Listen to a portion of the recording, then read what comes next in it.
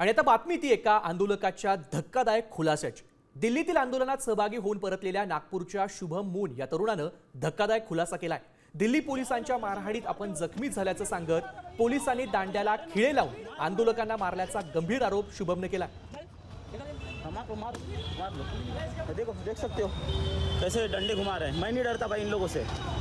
मार लो, तुम मार ही सकते हो और कुछ नहीं कर सकते। देखिए ना मेरे पे भी डंडे इन्होंने बरसा है, कुछ नहीं कर सकते भाई। हम लोग टेररिस्ट है ना। मैं खुद नागपुर से यहाँ पे प्रोटेस्ट में शामिल होने के लिए आया था। यात शुभमचा थरारक आणि भीतीदायक अनुभव त्यांनी साम टीव्ही सोबत शेअर केलाय। पाहूया। शुभम, तू तिथे किती तारखेला गेला होता? सगळं तू पाहिलेलं आहे, स्वतः तू एक क्रिएटर सुद्धा, व्हिडिओ क्रिएटर। काय सांगशील, काय झाले? दिल्ली स्टेशनकडे जी आम्ही रूम केली होती, आम्ही रूमकडे जात होतो। ऑलमोस्ट 200-300 मीटर माझी रूम असेल आणि जंतर मंतरपासून खूप दूर होतो आम्ही। तिथे तर प्रोटेस्ट पण नव्हतं होत। तर मी आपला व्हिडिओ बनवून जात होतो आणि माझ्या व्हिडिओमध्ये मी बोलत पण आहोत मी हॉटेलकडे चाललेलो आहे। कारण ठीक आहे, ते पोलीसवाले आले आणि त्यांनी मारणं मला सुरू केलं। मला समजलंच नाही की मारत का बरं आहे।